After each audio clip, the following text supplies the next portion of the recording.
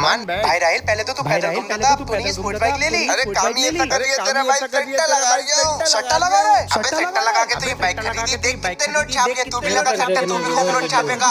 चल चल फिर। वालेकुम लाला भाई। की 20 लाख रुपए की पट्टी लगी है। ये लो पैसे। लो 20,000 रुपए का मेरे भी सट्टा लगा दो। भाई मेरे पास तो सिर्फ 100 रुपए है। अरे कोई बात नहीं, अभी देख तू 100 रुपए से लखपति बनाते हैं। लो 100 रुपए की भी पट्टी लगा दो। भाई देखना नंबर लगा क्या? अरे भाई तेरा भी नंबर लग गया और मेरा भी नंबर लग गया। चल चल चल लाला भाई लाओ मान। ले भाई ले 20 लाख तुम्हारे और 1 लाख तुम्हारे।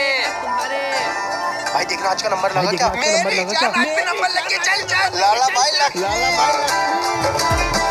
क्या हुआ भाई? राहिल भाई को ढूंढ रहे हो क्या? यार मुझे उनसे पैसे उधार चाहिए थे। अरे वो पैसे कैसे देंगे? उनका तो घर भी गया, वो तो बर्बाद हो गया। मैं भी उनकी बातों में आके उनके लोग काबू में पड़ गया। मैं भी कर्जे में डूब गया और मुझे भी अपना घर बेचना पड़ेगा।